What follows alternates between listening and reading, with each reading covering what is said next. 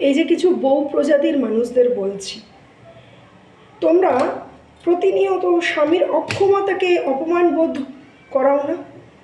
সবসময় বলো না অমুকের স্বামী এই করছে, তুমি কি করছো, বিয়ে করে তোমার থেকে কি পেলাম, কোনো সুখ স্বাচ্ছন্দ্য নেই। বলি তোমরা স্ত্রী, তো স্ত্রী মানে হচ্ছে স্বামীর কমজোরি নয়, স্বামীর শক্তি। আমরা স্ত্রীরাই পারি একটা দুর্বল মানুষকে সবল বানাতে, একটা ভেঙে পড়া মানুষকে মানসিক শক্তি দিয়ে তাকে সফলতার দিকে এগিয়ে দিতে। তো দয়া করে এগুলো বন্ধ করো।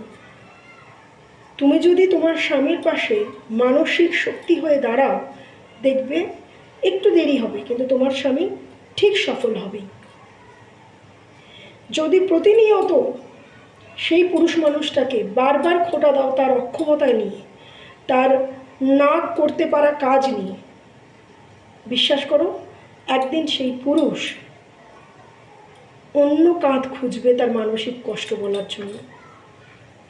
তখন কিন্তু পরকীয়া বলে তাকে দোষ দিও না। সবসময় সব পুরুষ চারিত্রিক দোষ থাকে না।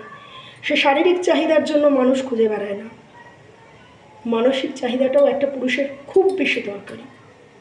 সেই জন্য সময় থাকতে নিজের ভালোবাসার মানুষকে আঁকড়ে ধরো, তাকে সফলতার দিকে এগিয়ে নিয়ে যাওয়ার জন্য নিজে মানসিক বল হয়ে দাঁড়াও তার।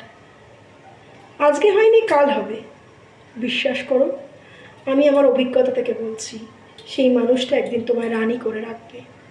মিলিয়ে নিও।